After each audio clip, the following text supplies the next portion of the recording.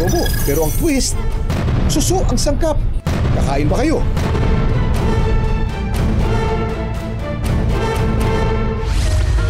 Ang babae sa viral video, dito nga pala sa amin, mahahanap ang mga buko sa taas ng mga puno, lalo na kung kakatapos palang umulan. dito namin natagpuan sa Sorsogon sa Bicol Region. Ako po si Cecil. Paborito ko talaga manghuli at kumain ng buko. Ang uri ng suso na nasa video ay tinatawag na buko. Hindi po buko. Coconut po yun. Ang mga buko o tinatawag din nilang bayuko ay sagana raw sa lugar ni na Cecil sa Sorsogon. Kalimitang makikita mga ito sa mga puno at dahon. Pero ang tanong, kapareho ba ito sa kilala nating suso sa Maynila? At ligtas nga ba itong kainin? Parang mas malaki kaysa sa mga nakikita natin sa Maynila, no? Kaya controversial to, medyo sa kanal natin kinukuha eh. At syempre, ang ginagapangan, madumi. Naku, sarap. Inadobo, no? Ngayong umaga, aalamin natin ang mga kasagutan dito mismo sa kanilang lugar. Sakto at maulan. Maglalabasan ng mga suso. Dito po talaga ako lumaki sa Sorsogon po. Tubong Bicolana po talaga. Matagal ko na pong alam na mayroong buko sa lugar namin at matagal ko na rin pong alam na kinakain to. Kasi yung mga manginginom po dito sa amin ay ginagawa po talagang pulutan. Nung una, hindi naman daw talaga kumakain si Cecil ng suso. Sabi ko parang nakakadiri, ganun po yung iniisip ko na. Medyo chewy siya pero malambot po. Dating teacher si Cecil at sa kagustuhan niyang mapaganda ang estado ng daycare center sa kanilang lugar. Nakarang araw pa nga ako naghahanap ng uraro kasi gusto ko talaga na may tanim kami dito sa aming taniman. Nag-umpisa siyang mag-vlog dito. Nakalaunan ay naging full-time job na niya at ang mga content niya. Iba't ibang pagkain at pasyalan sa kanilang probinsya. Kakatapos pa lang po umulan. Sabi ko, what if manguha kami ng kapatid ko tapos diretso na namin gawing content at the same time po, mayroon kaming ulam. Talaga namang maning-mani na lang sa kanyang pangunguha, oh. Papunta pa nga lang kami sa gubat kung saan kami mangunguha pero may nadaanan na kami dito sa gilid ng kalsada na umaakyat. Hindi ko nga inaasahan na makakakita kami dito. Napakadali nga lang naman hanapin basta talasan mo lang ang mga mata mo. Napansin niyo rin ba ang maraming suso na naglalabasan pag umuulan? Ganito kasi yan. Banta para sa mga snail at slug kapag sila'y natutuyot. Kaya naman mahilig sila sa wet season dahil hindi nila kinakailangan ng maraming energy para maglabas ng mucus. Kapag mahalumigmig o sa Ingles ay humid, nagiging active din ang mga suso. So nasaan sila tuwing tagtuyot o drought season? Nag-hibernate sila at naghihintay ng susunod na pag-ulan. Damo-damo ang araw mo, Kuya Kim! Samantala, halo-halo naman ang reaksyon ng mga netizens sa paghuli at pagkain ni Cecil ng suso. Pagbasa tayo ng ilang komento sa kanyang posts. Nakakain pala yan, laso ng tingin namin dyan. Snail is not safe to eat. Kadiri. Sorry, kanalis kanal. Si Cecil dead ba raw sa ilang comments na nagsasabing delikado itong kainin. Lalo pa't paborito raw ito sa kanilang lugar.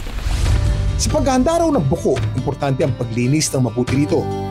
Manlawan sa tubig para maalis ang dumi at ang mga kinakain ng buko. Saka ito pakuluan. Hindi ko na nga dinagdagan ng tubig kasi ang sariling laway nila magpapakulo sa kanila. Kapag naluto na, madali na itong matanggal sa shell. Ang mga buko, nilagay sa tubig na may tawas. Sa parang ito, maalis ang laway o yung malas slime nito sa katawan.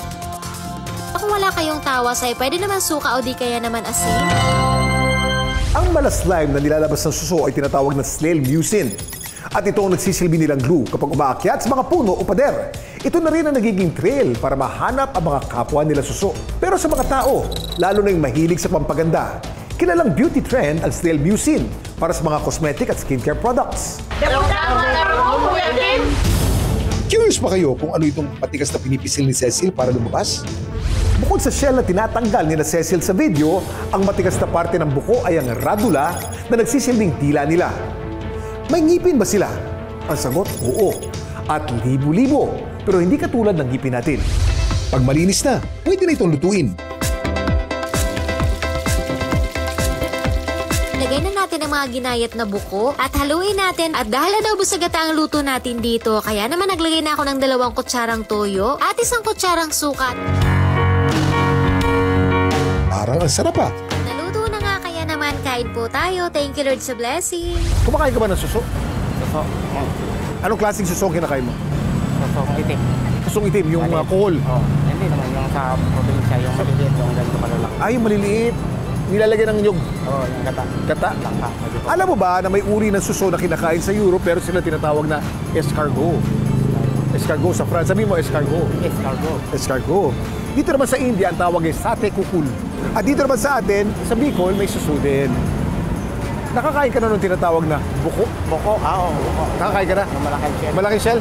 Masarap, di ba? Ang dami mo alam, Kuya Kim. Dapat, kayo rin. Doc, safe ko ba kainin yung suso na yun? Sa probinsya, mas safe siya dahil mas malinis. Pero dito sa Manila, mas hindi ko siya suggested since mas polluted ang area. Parang kakaiba yung species ng suso na nakita natin sa video kumpara doon sa mga suso na nakikita natin sa Maynila. In general naman, mas safe talaga ang terrestrial na mga suso natin.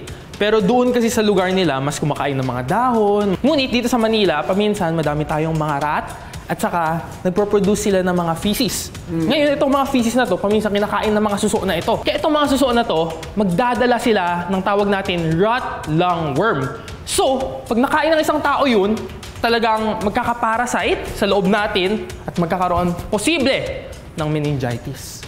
Nakakatakot pala kumain ng suso kahit anong species. Yes po. Ngunit, may paraan ito para malinis siya. May paraan ito para tamang lutuin siya. Thank you po sa impormasyon, Kuya Kim at Sir Russell. Sisiguraduhin ko po na malinis ang kakainin naming buko. Talaga namang sa malinis na kapaligiran, tayong mga tao rin ang pwedeng makinabang. Damo-damo ang aram mo, Kuya Kim! Dami mong alam, Kuya Kim! At dapat, kayo rin.